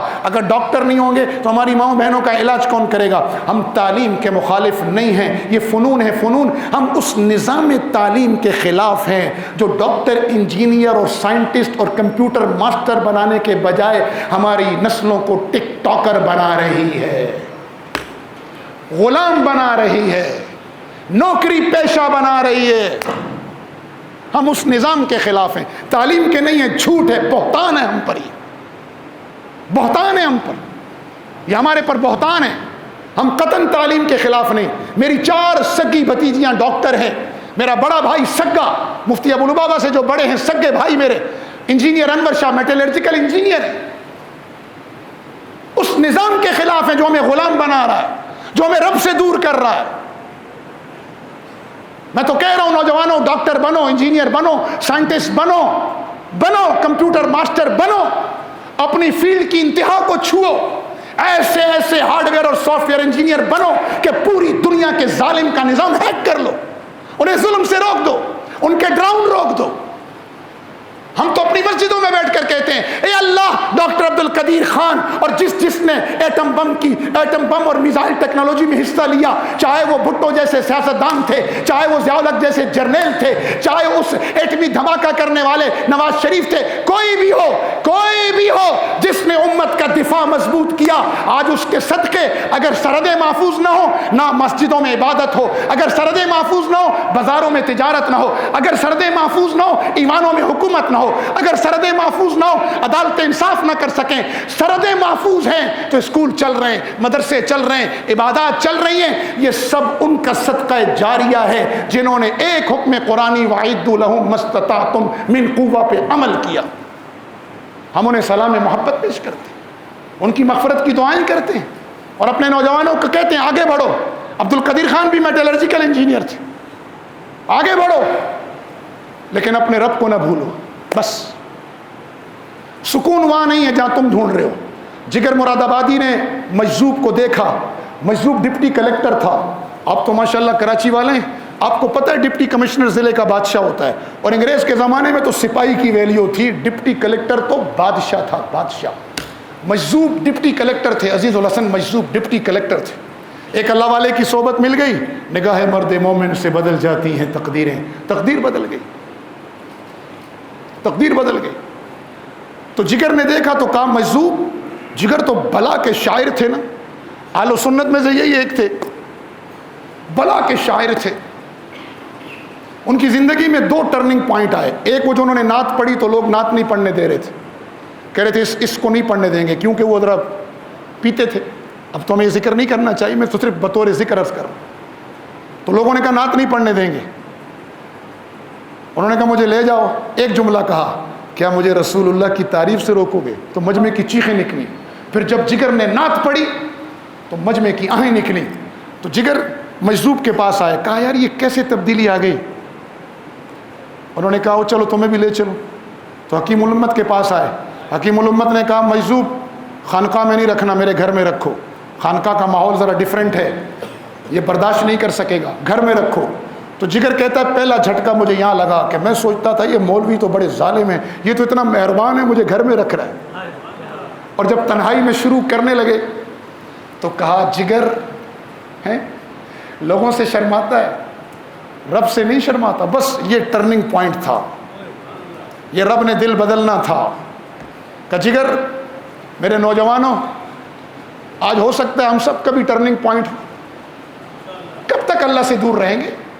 فضیل ابن عیاض ڈاکو تھے, ڈاکو. ایک گھر میں کودنے لگے تو اندر سے ایک اللہ والی, میری مائیں بہنیں, میری ماؤں بہنوں, تم بھی ایسا قرآن پڑھو سوچ سے کہ لوگوں کے قلوب بدل دو, وقت کے ڈاکوؤں کو عابد الحرمین بنا دو. تو ایک بہن اندر قرآن پڑھ رہی تھی اور قرآن کی آیت تھی الم یأن للذین آمنوا ان تخشع قلوبهم لذکر اللہ. کیا وقت نہیں آیا تمہاری ٹرننگ پوائنٹ کا کہ تم لوٹ کے اپنے اصل رب کی طرف آؤ اور اس کے ذکر سے تمہارا دل کانپ جائیں؟ تو بس فضیل کہتا ہے مجھے کرنٹ لگا دیوار سے، میں نے کہا آن وہ وقت آ گیا، ڈاکہ چھوڑا جانے لگا۔ یاروں نے کہا ڈاکے میں تیرے ساتھ تھے، نیکی میں بھی تیرے ساتھ، تیرے پیچھے ہیں۔ حرم آ گئے، ساری عمر حرم کی عبادت کی، عابد الحرمین کا لقب پڑ گیا۔ اللہ ہمارے دلوں پہ بھی ارحم کر سکتا ہے۔ میں جب شام گیا تو میں صلاح الدین ایوبی اور حضرت سیدنا خالد ابن ولید کے مزار پر گیا۔ میں نے کہا اللہ، ایک کو تو نے فارس اور روم کا فاتح بنایا اور دوسرے کو تو نے بیت المقدس کا، یہ بھی تیرے بندے تھے، ہم پر بھی کوئی نظر کرم کر دے، ہم پر بھی کوئی رحمت کے چھینٹے برسا، اور ہمارے قلوب کو بھی وہ جرت، وہ تقوی، وہ ایمان، وہ حلاوت ایمانی نصیب فرما کہ ہم بھی تیری لیے قابل فخر بنے اور تیرے محبوب کے سامنے کھڑے ہو سکے۔ دعا مانگنے میں کیا جاتا ہے؟ تو جگر نے چھوڑ دی، ایک دم چھوڑی تو بیمار ہوئے۔ اب جگر تھا، پورے دلی کے ڈاکٹر جمع ہو گئے، سب ہندوستان کے، کا جگر اگر نہیں پیے گا تو مر جائے گا، آہستہ آہستہ چھوڑ۔ تو جگر نے کہا اچھا اگر نہیں پیوں گا تو کیا ہوگا؟ کہا جلد مر جائے گا، 2 4 5 دن بس۔ کہ پیوں تو کام نے جو معائنہ کیا اس کے مطابق 3 سال تک تیری باڈی تیرا ساتھ دے گی۔ تو سنو، جب اندر کی دنیا بدلتی ہے نا، پانی پانی کر گئی مجھ کو قلندر کی یہ بات، جھکا تجھے غیر کے آگے نہ تن تیرا نہ من، اپنے من میں ڈوب کے پا جا سراغ زندگی، میرا نہیں بنتا تو نہ بن، اپنا تو بن۔ جب اندر کی دنیا بدلتی ہے نا تو پھر کیا ہوتا ہے؟ جگر نے کہا سنو ڈاکٹرو، اللہ کی نافرمانی میں 3 سال جینے سے بہتر ہے جگر 3 دن میں مر جائے۔ چھوڑ دی۔ تو پھر گئے حج پر، تو پھر بود و باش بھی بدل گئی، تو پھر شعر پڑا، شیشے میں دیکھا تو ذرا چہرہ بدل گیا، تو اپنے آپ سے شرارت کرنے لگے۔ کہا چلو چل کے دیکھیں تماشا جگر کا، چلو چل کے دیکھیں تماشا جگر کا، سنا ہے وہ کافر مسلمان ہوگا۔ ایک مرتبہ تانگے پر بیٹھے ہوئے تھے، بود و باش بدل چکی تھی، سفر کر رہے تھے، تانگے والے کو شعر یاد آ گیا۔ اس نے کہا چلو چل کے دیکھیں، جیسے بعض ڈرائیور گنگناتے ہیں تو تانگے والا گنگنانے لگا، چلو چل کے دیکھیں تماشا جگر کا، سنا ہے وہ کافر مسلمان ہوگا۔ تو جگر نے ایک چیخ ماری اور غش آیا۔ اس نے کہا بابا تجھے کیا ہو گیا؟ اس نے کہا وہ ظالم جگر میں ہی تو ہوں۔ آج آؤ، آج کہو، میں بھی کہتا ہوں چلو چل کے دیکھیں تماشا مظہر کا۔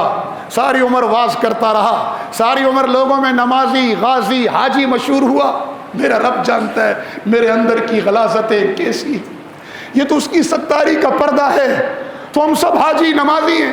تصور کرو، اللہ کا واسطہ دے کے کہتا ہوں، ایک لمحے کے لیے تصور کرو اگر ہمارے عیوب ظاہر ہو جائیں، ہم ایک دوسرے کو چھوڑو اپنی اولاد کو شکلیں نہ دکھا سکیں، یہ اس کی ستاری ہے۔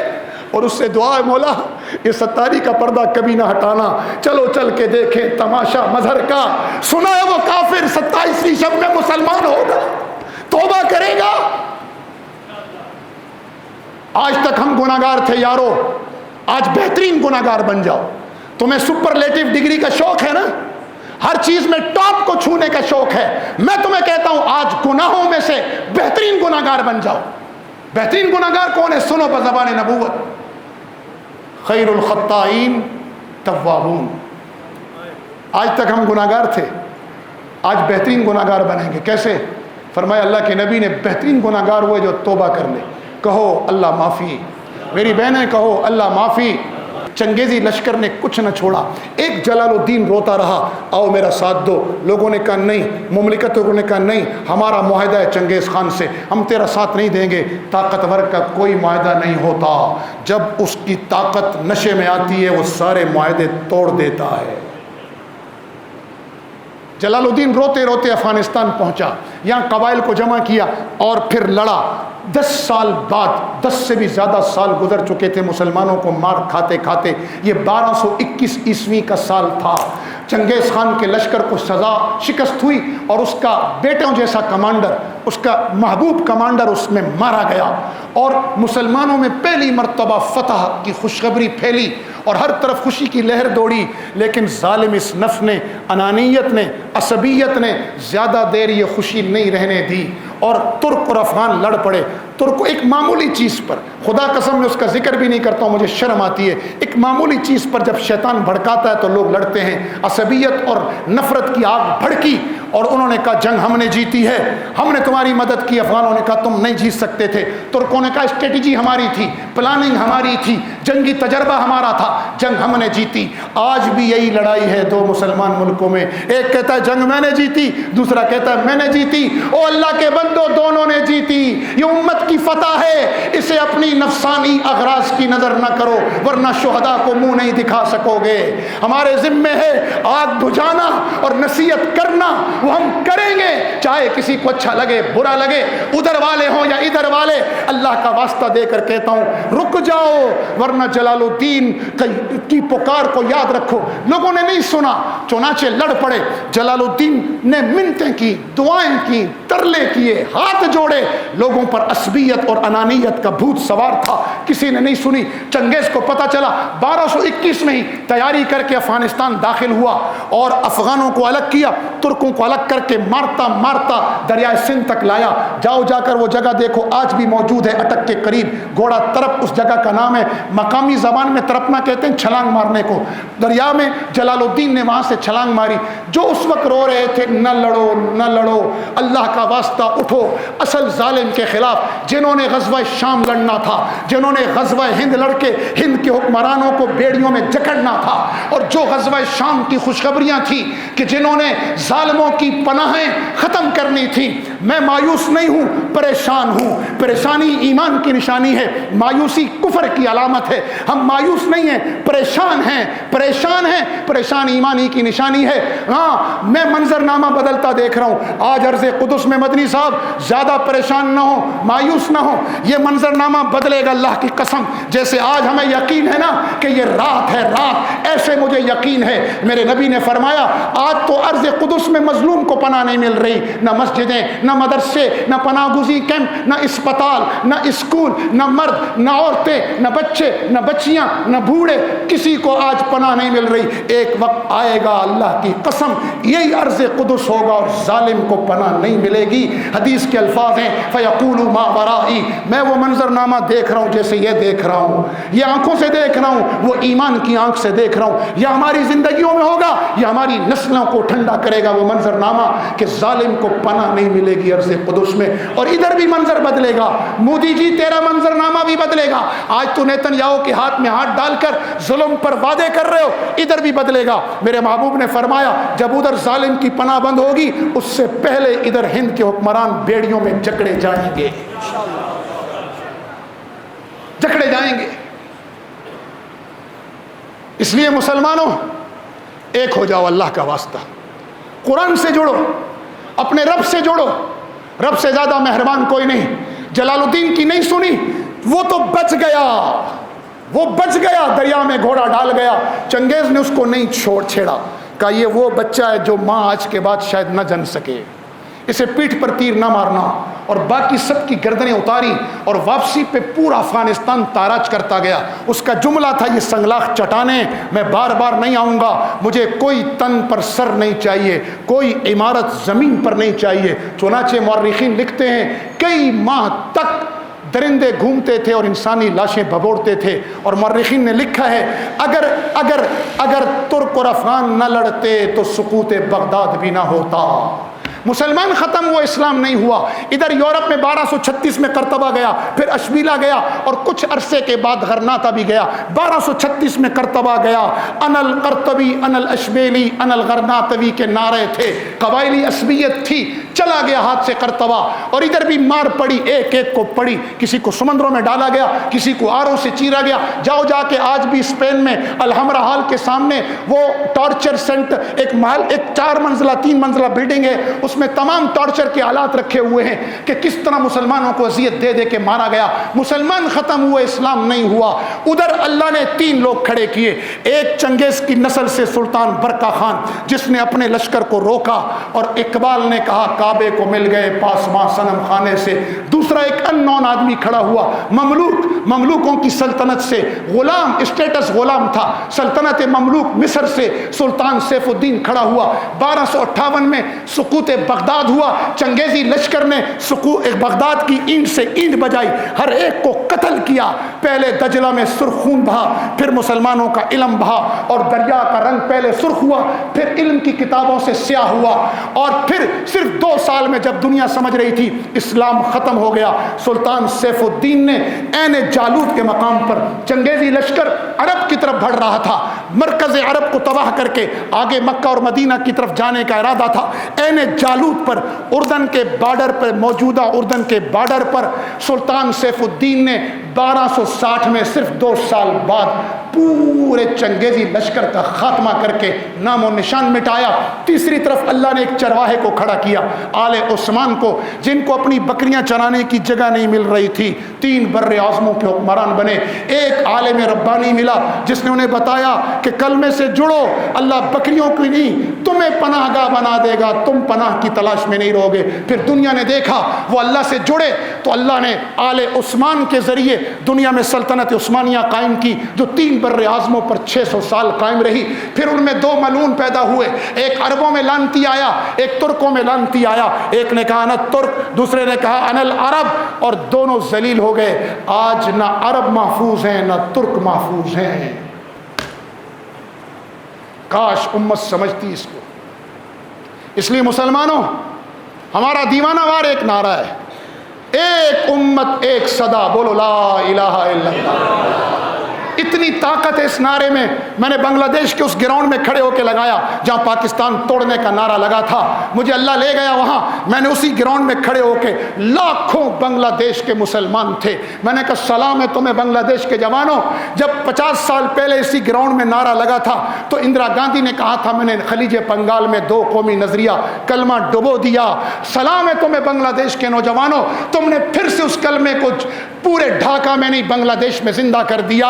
جہاں میں اہل ایمان مثل خورشید جیتے ہیں, ادھر ڈوبے ادھر نکلے, ادھر ڈوبے ادھر نکلے. چنانچہ ہم نے وہاں یہ نعرہ لگایا. ہم نے کہا اب محبتوں کی جگہ نفرتوں کی جگہ محبت ہوگی, غلطیوں کی جگہ غلطی نہیں ہوگی, اب تلافی کی جائے گی, رحموں پہ مرہم رکھا جائے گا. ہم ایک تھے, ایک ہیں, ایک رہیں گے. جغرافیے بدلتے رہتے ہیں, سگے بھائیوں میں جائیداد تقسیم ہو جاتی ہے, لیکن رشتے قائم رہتے ہیں. اور ہمارا رشتہ ہے ایک امت ایک صدا, بولو لا الہ. پورے ایمانی ولولے سے کہو ایک امت ایک صدا.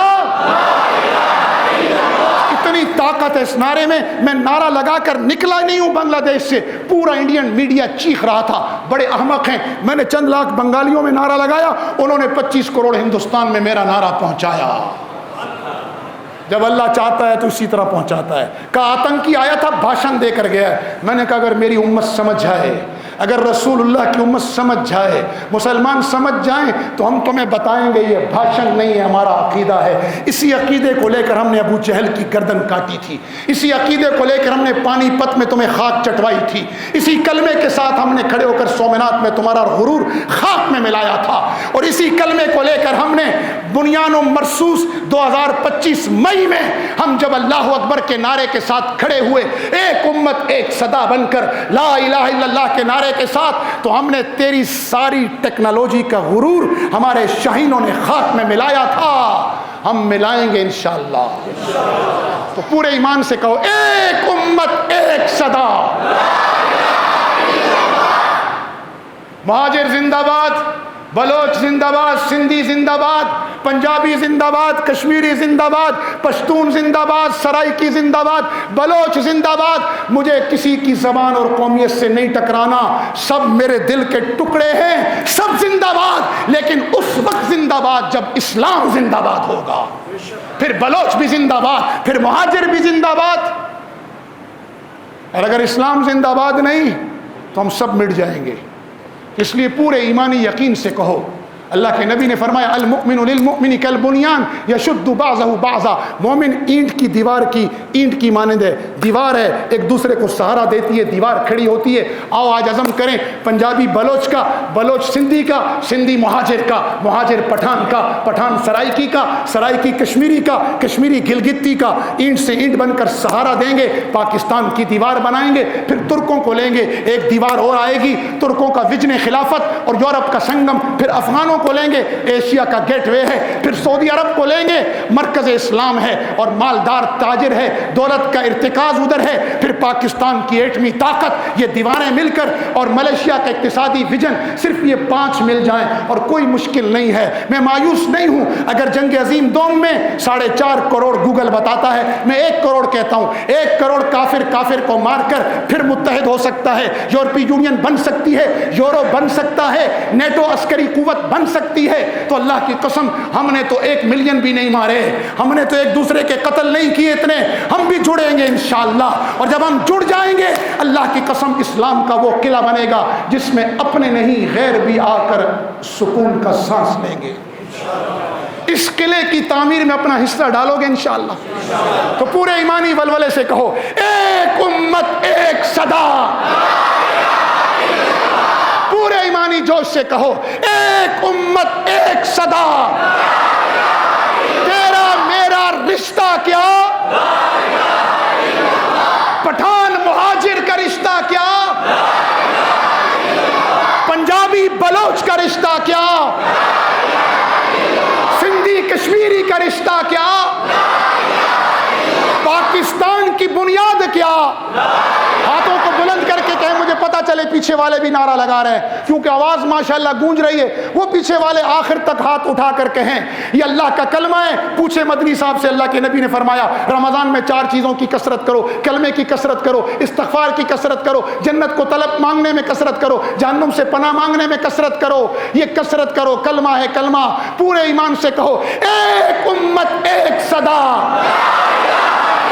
اہل غزہ سے رشتہ کیا، فلسطینیوں سے رشتہ کیا، کشمیریوں سے رشتہ کیا، پاکستان کا مطلب کیا؟ اس نعرے کو عام کریں گے نا انشاءاللہ، اسکولوں میں، کالجوں میں، محلوں میں، گلی کوچوں میں عام کرو گے انشاءاللہ۔ اللہ تعالیٰ کی حضور اپنی توبہ رکھیں، تھوڑی دیر ذکر کریں گے تاکہ دلوں کا زنگ اترے۔ 2 چیزیں زنگ اتارتی ہیں، موت کی یاد اور اللہ کی یاد۔ یہ تھوڑا سا ذکر کریں گے اور استغفار کی کثرت کریں گے۔ 3 دن رہ گئے، پتہ نہیں کیسے گزریں گے۔ میں اپنی ماؤں بہنوں سے سب سے کہتا ہوں کہ ان 3 دنوں کی حفاظت کریں، اور ایک گزارش اور ہے کہ اپنی زکوٰۃ و خیرات و صدقات کے 3 حصے کریں۔ ایک حصہ دیں اپنے عزیز و اقارب رشتہ داروں کو۔ مفتی صاحب سے مسئلہ پوچھ لیں کہ اوپر دادا دادی، باپ باپ، دادا دادی، نانا نانی، پیتا پوتی اور نواسا نواسی، بیٹا بیٹی کو نہیں، باقی سگا بھائی، سگی ماں اور سگا بھائی، سگی بہن، چاچا، ماما، پھپھا، جو مستحق زکوٰۃ ان کو دیں، ڈبل ثواب ملے گا۔ مثال کے طور پہ 10 لاکھ زکوٰۃ ہے، 1 لاکھ ہے تو 33,000 دیں رشتہ داروں کو، ڈبل ثواب، ادائیگی زکوٰۃ اور صلہ رحمی۔ ایک حصہ دیں مدارس دینیہ کو، یہ خوبصورت پھول تاکہ اسلام میں اپنی خوشبو پھیلائیں آنے والی نسلوں میں، ڈبل ثواب، علم کی اشاعت کا بھی اور ادائیگی زکوٰۃ بھی۔ تیسرا حصہ دیں ان تحریکوں کو جو غلبہ اسلام کے لیے، جو NGOs، جو فاؤنڈیشنز مظلوموں کی مدد کے لیے اور غلبہ اسلام کی جدوجہد کر رہی ہیں، ان تحریکوں کو دیں۔ مولانا اجازت ہے آپ کی طرف سے؟ اجازت ہے اس کی؟ ہاں، ان کو دیں۔ اتفاق میں برکت ہے، ہم 5 NGOs نے آپس میں اتحاد کیا اور مل کر کام کرنے کا ٹھانی۔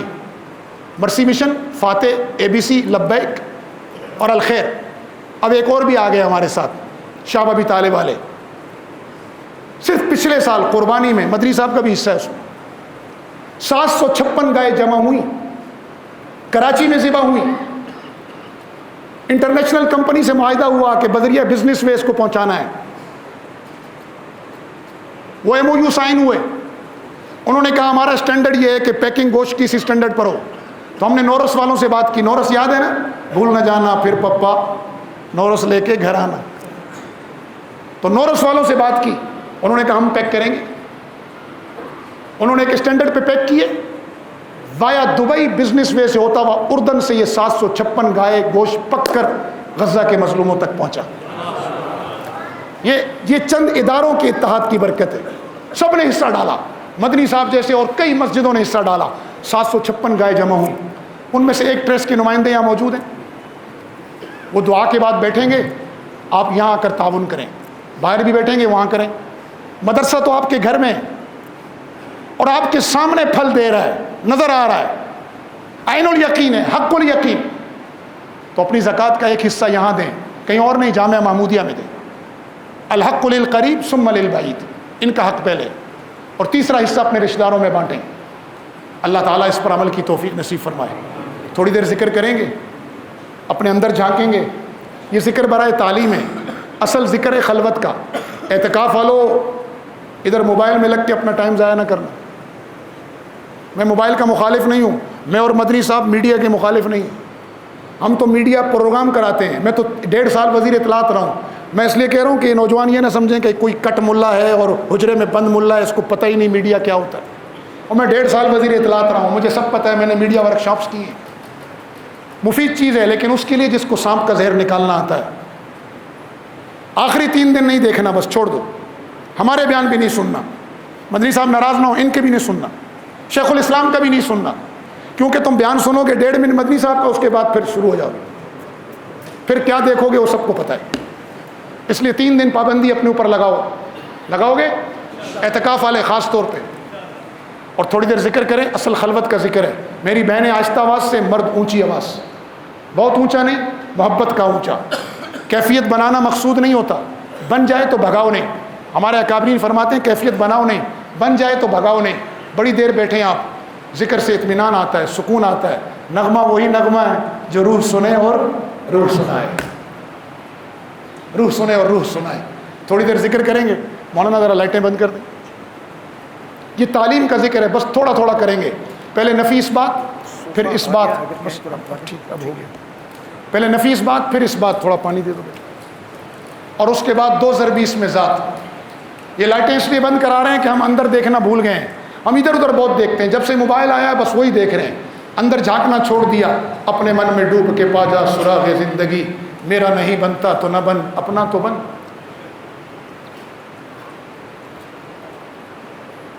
درود شریف پڑھتے رہیں, درود شریف پڑھتے رہیں بھائی.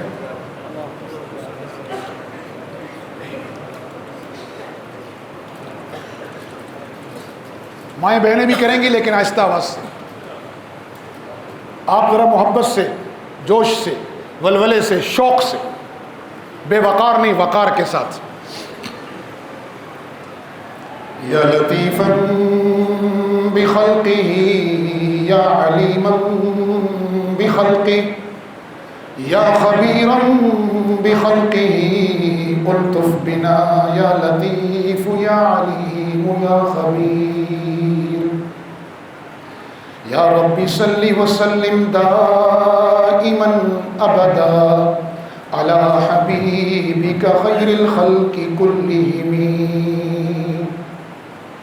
تیرے سوا معبود حقیقی کوئی نہیں ہے, کوئی نہیں.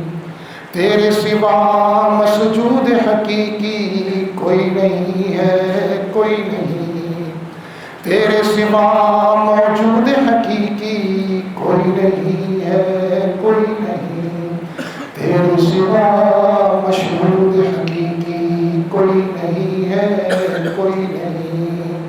اب تو رہے بستا دم آخر ورد زبان, اے میرے الہ لا الہ الا اللہ, لا الہ الا اللہ, الا اللہ, لا الہ الا اللہ, لا الہ الا اللہ, لا الہ الا اللہ, لا الہ الا اللہ, لا الہ الا اللہ, لا الہ الا اللہ, لا الہ الا اللہ, لا الہ الا اللہ, لا الہ الا اللہ, لا الہ الا اللہ, لا الہ الا اللہ, لا الہ الا اللہ, لا الہ الا اللہ.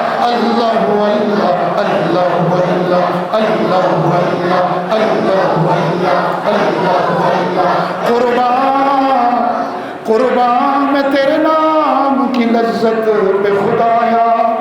حضرت مہاجر مکی فرمایا کرتے تھے جب میں اللہ کا نام لیتا ہوں ایسے لگتا ہے میرے منہ میں کسی نے شیرینی رکھ دی. کہ اللہ ہمیں بھی یہ لذت نصیب فرما, ہمیں بھی یہ کیفیت نصیب فرما, اپنی محبت نصیب فرما. ہمارا محبوب بن جا, ہمیں اپنا محبوب بنا لے. قربان میں تیرے نام کی لذت پہ خدایا, ہر وادی ویران میں گلستان نظر آیا. اللہ اللہ اللہ اللہ اللہ اللہ اللہ اللہ اللہ اللہ اللہ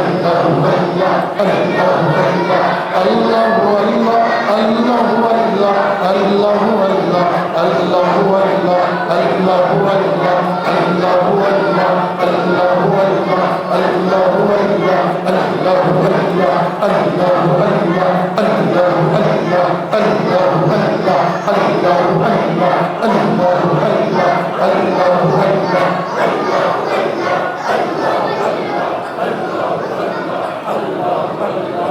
لا إله إلا الله محمد رسول الله. الحمد لله رب العالمين والعاقبة للمتقين والصلاة والسلام على رسوله سيدنا محمد وعلى آله وصحبه أجمعين. اللهم أعنا على ذكرك وشكرك وحسن عبادتك. اللهم أعنا على ذكرك وشكرك وحسن عبادتك. اللهم أعنا على ذكرك وشكرك وحسن عبادتك. اللهم ارحمنا بالقرآن العظيم. اللهم اغفر لنا بالقرآن العظيم. اللهم انصرنا بالقرآن العظيم. اللهم افتح لنا بالقرآن العظيم. اللهم احفظنا بالقرآن العظيم. اللهم احفظنا بالقرآن العظيم. اللهم ارزقنا بالقرآن العظيم. اللهم اهدنا ونجنا من القوم الظالمين. اللهم واعف عنا واغفر لنا وارحمنا أنت مولانا فانصرنا على القوم الكافرين. فانصرنا على القوم الكافرين. ربنا لا تزغ قلوبنا بعد إذ هديتنا وهب لنا من لدنك رحمة إنك أنت الوهاب. إنك أنت الوهاب. ربنا ظلمنا أنفسنا وإن لم تغفر لنا وترحمنا لنكونن من الخاسرين. اللهم إنك عفو تحب العفو فاعف عني. اللهم إنك عفو تحب العفو فاعف عنا. اللهم إنك عفو تحب العفو فاعف عنا. فاعف عنا یا کریم. اے اللہ حافظ صاحب کا پڑھنا قبول فرما. اے اللہ ہمارے حضرت مولانا محمد احمد مدنی شہید رحمہ اللہ کی اس یادگار کو تا قیامت آباد فرما. یا اللہ ان کی جملہ اولاد بالخصوص حضرت مدنی کو یا اللہ ان کا بہترین سپوت بنا. اس صدقہ جاریہ کو تا قیامت زندہ فرما. جن جن معاونین محبین نے اس میں حصہ لیا جو دنیا سے چلے گئے ان کی قبروں کو ٹھنڈا فرما. جو زندہ ہیں ان کو دنیا آخرت کی خیریں برکتیں کامیابیاں کامرانیاں نصیب فرما. اے اللہ اپنی رحمت سے خیر کے جتنے سلسلے اے اللہ جامعہ محمودیہ مدنیہ میں چل رہے ہیں اور اس مسجد میں چل رہے ہیں اے اللہ وہ سارے سلسلوں میں برکت عطا فرما. اے اللہ سارے سلسلوں میں برکت عطا فرما. اے اللہ مسجد نبوی کے سارے اعمال اس مسجد میں بھی اور تمام مساجد میں زندہ فرما. مولا ہمیں قبول کر لے, ہمیں قبول کر لے, ہمارا آنا کہنا سننا قبول کر لے. جو خیر کہی اللہ اس کو ہمارے لیے سعادت کا ذریعہ بنا. جو منہ سے غلطی سے شر نکل گیا اے اللہ اسے معاف فرما. اے اللہ یہ سفید داڑھیوں والے بوڑھے اے اللہ تیری نرم نازک صنف نازک مخلوق تیری بندیاں اے اللہ تو نے ہمیں کہا ان کے بارے میں عاشروہن بالمعروف, ان سے حسن سلوک کر. اے اللہ بوڑھی مائیں بہنیں بوڑھیاں بچیاں سب آئے ہوئے اے اللہ سفید داڑیاں ہیں تو ان سے حیا کرتا ہے. معصوم بچے ہیں حافظ قرآن ہیں اے اللہ نوجوان پاکیزہ جوانوں والی جوانیاں بھی ہیں. سارے ہم جیسے گناہگار نہیں میرے مولا, کچھ تیرے متقی بندے بندیاں بھی اس محفل میں موجود ہیں. اے اللہ تو غفور ہے, ہم خطا کار ہیں مولا, ہم تیرے باغی نہیں ہیں اللہ, تیرے باغی نہیں ہیں اور نہ تیرے باغی بننا چاہتے, نہ تو ہمیں اپنا باغی بنانا. اے اللہ ہم خطائین ہیں مجاہرین نہیں ہیں, ہم نے خطائیں کی ہیں, ہم اقرار کے ساتھ تیری بارگاہ میں کھڑے, ہمیں سزا دے کے تیری شان میں کوئی اضافہ نہیں ہوگا, ہمیں معاف کر کے تیری شان میں کوئی کمی نہیں ہو. تو صمد ہے, ہم محتاج ہیں, تو غنی الحمید ہے, ہم گناہوں میں لتڑے ہوئے. ساری کراچی کا گند ہے اللہ سمندر میں جاتا ہے, تیری مخلوق ایک سمندر کی لہر آتی ہے سب کو پاک کر دیتی ہے. اے اللہ اپنی رحمت کی ایک لہر ہمارے دلوں پہ فرما کے ہمیں بھی صاف کر دے اللہ. اے اللہ تیرے محبوب نے کہا جس نے رمضان کو پایا اور بخشش نہ کرا سکا وہ برباد ہو گیا، اللہ ہمیں اس بربادی سے بچا لے، دنیا آخرت کی بربادی سے بچا لے۔ اے اللہ معاف فرما دے، اے اللہ اتنا مجمع، بڑی رات، تیرا گھر، رمضان کی گھڑیاں، طاق شب، اے اللہ تو صرف ندامت پہ معاف کرتا ہے، یہاں تو اقرار کے ساتھ ہم سب آئے کھڑے مولا۔ آج تک تو نے پردہ رکھا مولا، آج تک تو نے مخلوق میں شرمندہ نہیں ہونے دیا، اے اللہ تعداد میں مرگ پردہ رکھنا مولا، ذلت سے بچا لے میرے مولا، ہمارے گناہوں کی نحوست سے خود ہمیں بچا لے اللہ۔ اے اللہ غزہ کے مظلوم مسلمانوں کی مدد فرما، عافیہ بہن کو دنیا بھول گئی اللہ، امت بھول گئی اپنی اس بہن کو، بڑی مظلوم بہن ہے لیکن وہ مظلومیت کی علامت بن گئی اللہ، اپنی رحمت سے اسے ہمارے درمیان لوٹا دے۔ اہل برما کی مدد فرما، اہل کشمیر کی مدد فرما، سوڈان کے جھگڑے ختم فرما، عالم عرب کی مدد فرما، عالم عجب کے مسلمانوں کی یا اللہ نصرت فرما، ہماری کدورتوں کو دور کر دے، ہماری نفرتوں کو ختم کر دے، محبتوں کو قائم فرما دے، اے اللہ اپنے دین کو لے کر کھڑا ہونے والا بنا دے، اے اللہ ہمیں اپنی محبت دے دے، ہمارا محبوب بن جا، ہمیں اپنا محبوب بنا لے، ہم میں سے کسی کو محروم نہ کر، سعادت کی زندگی دے مولا، شہادت کی موت دے مولا، سعادت کی زندگی دے، شہادت کی موت دے، ہماری نسلوں میں اور ہم میں قرآن و دین اور ہدایت کو جاری فرما دے، ہم میں سے کسی کو محروم نہ کر۔ اے اللہ یہ سارا مجمع، یہ جوان بازار کی رونقیں چھوڑ کے آئے ہیں، میری مائیں بہنیں گھر کی مصروفیت چھوڑ کے آئے ہیں، اے اللہ بوڑھوں کی کمر تھک گئی ہے، اے اللہ بیٹھ بیٹھ کے، معصوم بچے تیری شوق اور تیری محبت میں تیرا نام لینے آئے ہیں، اے اللہ تو کریم ہے، تو رحیم ہے، حنان ہے، منان ہے، غفار ہے، اپنی ستاری سے ہمارے عیوب چھپا لے، اپنی صفت غفاری کا اظہار فرما اور ہمارے گناہ معاف کر دے۔ ہمیں معلوم ہے اللہ ساری نحوستیں ہمارے گناہوں کی ہیں، معاف کر کے ساری پریشانیاں دور کر دے۔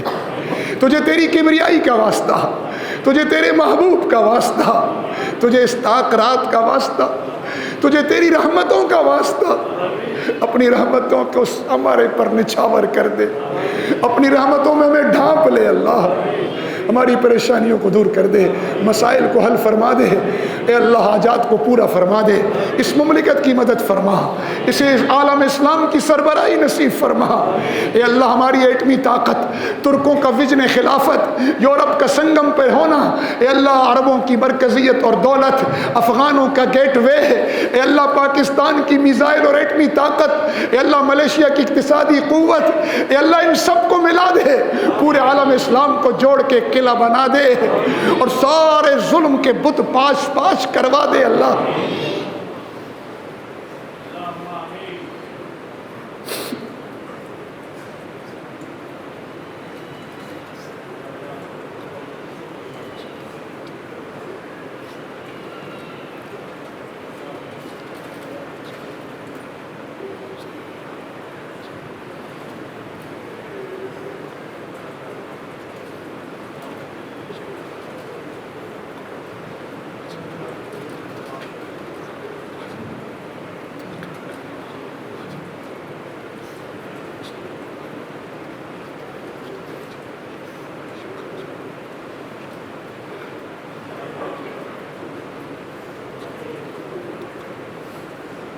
اللہ ہمارے جتنے مرحومین، ہمارے والدین، بالخصوص ہمارے حضرت اقدس مولانا احمد مدنی کی اعلیٰ درجات نصیب فرما، ہم میں سے مجلس میں جتنوں کی عزیز و اقارب والدین دنیا سے رخصت ہو چکے، اے اللہ سب کی مغفرت فرما، مدنی صاحب کی والدہ کی مغفرت فرما، والد صاحب کی مغفرت فرما، ہم سب کو اپنی والدین کے لیے بہترین صدقہ جاریہ بنا دے، اے اللہ آج تک ہم گناہ گار تھے، آج ہم توبہ کر کے بہترین گناہ گار بن گئے، ہماری توبہ قبول فرما لے، ہمیں خطائین کی صف سے نکال کر توابون کی صف میں، تائبین کی صف میں ہمارا شمار فرما، پھر وہاں تائبین سے اٹھا کے ہمیں متقین کی صف میں لے آ میرے مولا، ہمیں لے آ میرے مولا، ہمیں لے آ. اللہم انت جعل القرآن ربیع قلوبنا، اللہ قرآن کو ہمارے دلوں کی بہار بنا دے. ونور صدورنا، ہمارے سینوں کا نور بنا دے. وجلاء احزاننا وذهاب همومنا وغمومنا، ہمارے غم پریشانی اور تفکرات کو دور کرنے کا ذریعہ بنا دے. قرآن کو ہمارا امام بنا دے، دنیا میں مقتدا، قبر میں مونس و غم خار، پل صراط پہ نور، حشر کے میدان میں شافع بنا دے. دنیا آخرت میں اس کو ہمارا ساتھی بنا دے. اللہ اے اللہ، جنہوں نے دعاؤں کے لیے کہا ہم نہ مانگ سکے، اے اللہ جنہوں نے کہا مانگ لی وہ بھی عطا فرما. جو کہنا چاہتے تھے نہیں کہہ سکے، اور جو ہم مانگنا چاہتے تھے نہیں مانگ سکے، ہمارے لیے خیر تھی وہ بھی عطا فرما. اے اللہ وہ بھی عطا فرما. پردہ پوشی سے زندہ رکھ، پردہ پوشی کی چادر میں رخصت فرما. اللہم احینا سعیدا وامتنا شہیدا. اللہم ربنا آتنا فی الدنیا حسنہ وفی الآخرۃ حسنہ وقنا عذاب النار. یا ربی لک الحمد کما ینبغی لجلال وجہک وعظیم سلطانک.